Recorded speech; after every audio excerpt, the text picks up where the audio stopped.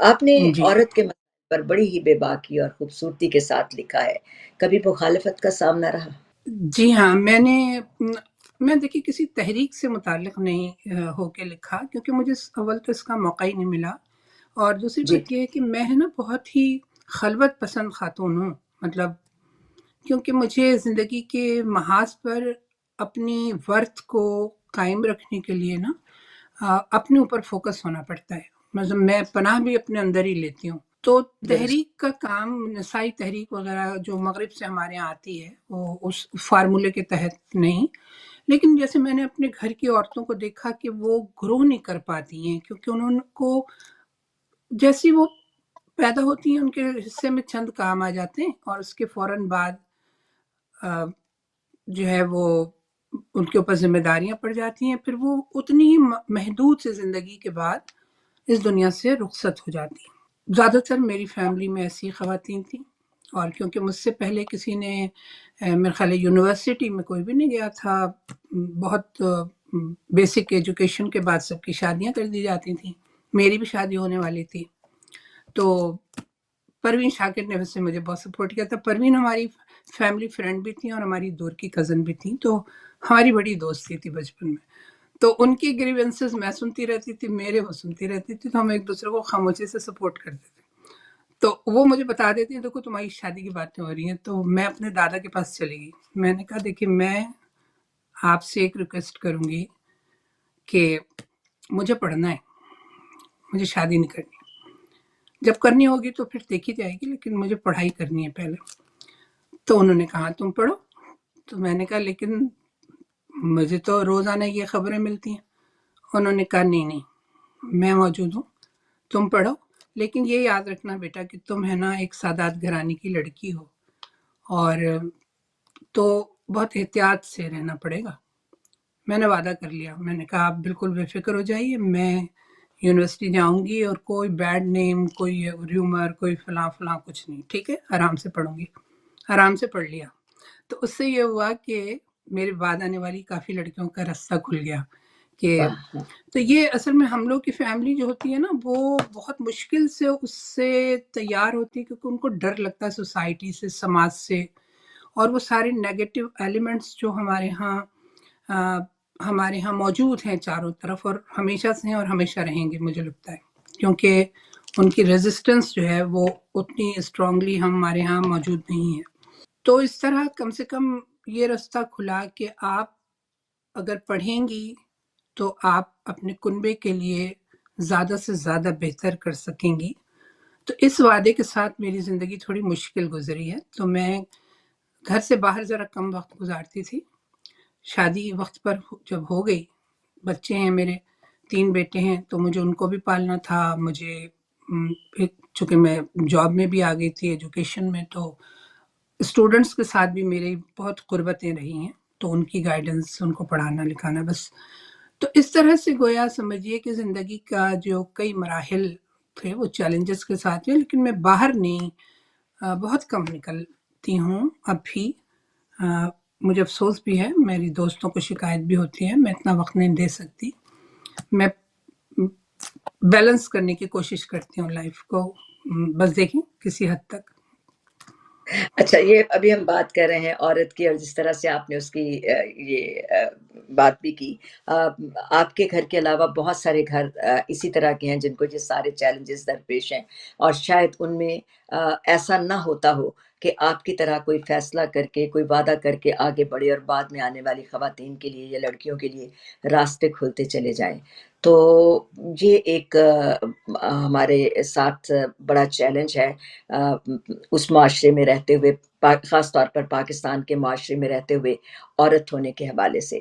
اب آپ یہ بتائیے، سوال میرا آپ سے یہ ہے، کیا آپ سمجھتی ہیں کہ نسائیت یا فیمنزم آپ کہہ لیجیے، کیا اس کو ہمارے معاشرے میں غلط سمجھا گیا اور غلط نہیں سمجھا نہیں، آپ جاتا ہے تو یقین کیوں؟ کیجئے ہمارے ہاں بہت اویئرنیس آئی ہے، اس حوالے سے بہت زیادہ خواتین نے کام کیا ہے، اور جن لوگوں نے مطلب فعال انداز میں کام کیا ہے، مل جل کر کیا ہے، جو اویئرنیس، ورنہ تو ہمارے ہاں اس موضوع پر کوئی بات ہی نہیں ہو سکتی تھی۔ اب کم سے کم یہ ہے کہ ابھی بھی مطلب دیکھیے عورت کے خریدنے کی اور بیچنے کی اور اس کو مطلب ایز این آبجیکٹ ٹریٹ کرنے کا تو سلسلہ ابھی بھی چلتا ہے. آپ دیکھ ہی رہی ہیں کہ ہمارے نظام میں کوئی بڑی تبدیلی نہیں آئی ہے، لیکن ہماری خواتین نے بہت زیادہ ہمت سے کام لیا، بہت ہی آرگنائزڈ وے میں ایک بڑی اویئرنیس پیدا ہو چکی ہے. میں اس میں صرف اپنا حصہ بتا رہی ہوں کہ میں نے تحریک میں جا کے باقاعدہ حصہ تو نہیں لیا، لیکن میں نے لکھا. اچھا، لکھنے کا کام اپنی جگہ ہوتا ہے، لیکن خالی لکھنے سے فرق نہیں پڑتا جب تک کہ وہ عوام تک اس کی رسائی نہ ہو، اس کو پہنچایا نہ جائے، ان کو اویئر نہ کیا جائے. تو ہمارے یہاں بہت ساری اب ایسی انجمنیں موجود ہیں جنہوں نے ویمنز اسٹڈیز پر بھی کام کیا ہے، اور ویسے جیسے ہمارے یہاں ظاہرہ کشور ناہید کا بنیادی نام آتا ہے، فہمیدہ ریاض ہے، زہرا آپا ہیں، ادا جعفری سب سے پہلے آپ ان کو لیں. میں نے تو ان کی شخصیت کے اوپر ایک نثری مقالہ بھی لکھا ہے. انہوں نے کیا کیا مسائل فیس کیے، لیکن وہ اس سے نکل آئیں. یعنی کہ ایک ریزسٹنس اور ایک مزاحمت جو ہے وہ معاشرے میں اب پیدا ہو چکی ہے. اور ہمارے یہاں چونکہ اب خواتین اعلیٰ تعلیم یافتہ بھی ہیں اور اپنے اپنے ٹارگٹس کو اچیو کرنے کے لیے بہت محنت بھی کر رہی ہیں، تو بہت زیادہ فرق پڑا ہے میرے خیال میں. اور میں نے صرف آپ کو یہ بتایا کہ میری زندگی چونکہ ایک الگ انداز میں گزری تھی، تو میں نے پریکٹیکلی چاہے نہ لکھا ہو، لیکن میرا جو ٹیلنٹ تھا، یعنی شعر کہنے کا ٹیلنٹ تھا، تو اس شاعری میں میں نے اپنے اظہار کے ذریعے ان چیزوں کو پیش کیا ہے. آج کے دور میں آپ کیا سمجھتی ہیں؟ ٹھیک ہے، ہم سمجھتے ہیں بہت ساری تنظیمیں ہیں، بہت ساری تحریکیں چل رہی ہیں، خواتین کے حقوق کی بات ہوتی ہے، خواتین کے ظاہر ہے کہ ان کو ان کا مقام دلانے کے لیے بہت کچھ کیا بھی جا رہا ہے. بہت سارے موضوعات ہم دیکھتے ہیں پہلے جن پہ ٹیبو سمجھا جاتا تھا، جن پہ بات نہیں ہو سکتی تھی، اب وہ کھلے عام ہوتے بھی ہیں آج بھی. لیکن آپ کیا سمجھتے ہیں، کس طرح سے دیکھتی ہیں عورت کی سب سے بڑی جنگ، عورت کا سب سے بڑا چیلنج کیا ہے؟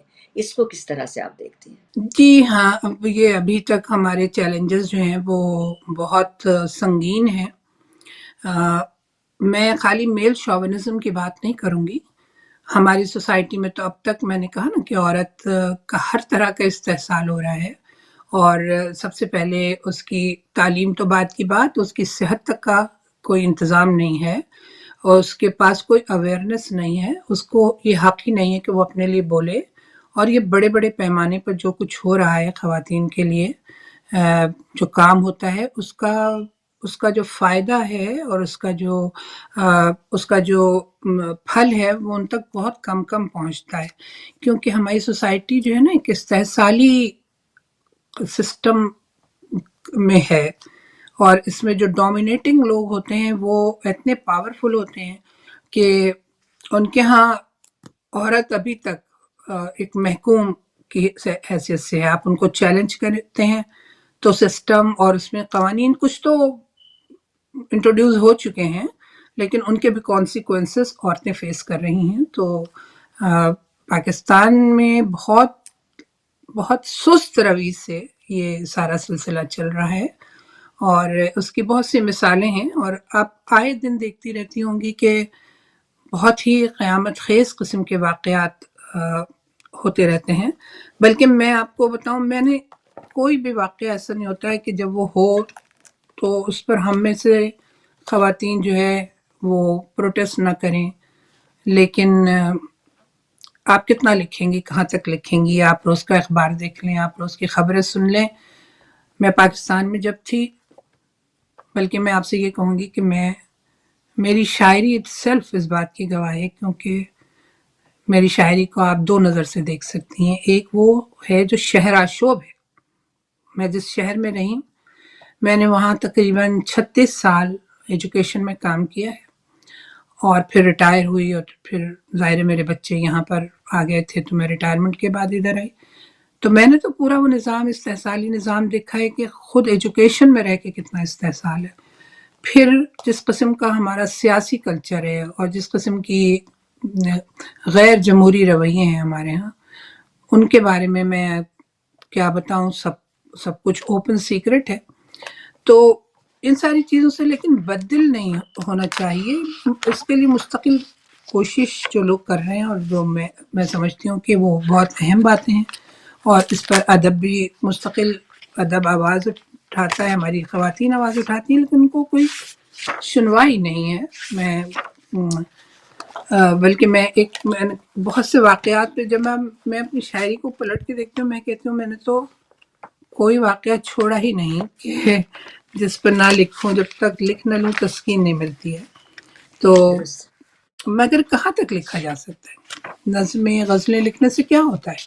جب تک کہ سوسائٹی میں وہ نظام ایسا رائج نہ ہو جائے کہ جس میں خود بخود حقدار تک حق پہنچ جائے، اور اس کے لیے ہماری خواتین نے بہت اسٹرگل کی ہے، کر رہی ہیں، آج بھی نظر آتا ہے۔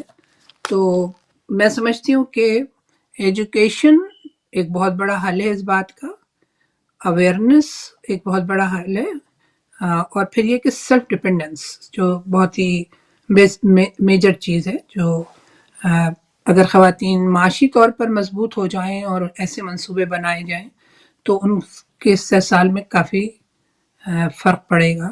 کوئی ایسی نظم، کوئی ایسی غزل جو آپ کے دل کے بہت قریب ہو، کچھ ہمارے ناظرین کو سنائیے بھی، اور تاکہ ہم اس حوالے سے بھی بات کریں۔ مجھے ایک اور بھی درخواست آپ سے کرنا ہے۔ آپ نے بی بی زینب کے وہاں جا کر جب حاضری دی تھی تو معلوم ہوا تھا کہ آپ نے بہت اچھی ایک، کہتے ہیں کہ ایک جسے کہتے ہیں آپ پہ وارد ہوتی چلی گئی تھی کچھ چیزیں، وہ بھی واردات اپنی بتائیے گا۔ تو کچھ ناظرین کو بتائیے پہلے تو اپنی کوئی بہت اچھی، بہت دل کو چھونے والی، جو آپ کے دل کو بہت قریب ہو، کوئی نظم ہو، کوئی غزل ہو، وہ ذرا بتائیے، سنائیے گا پلیز۔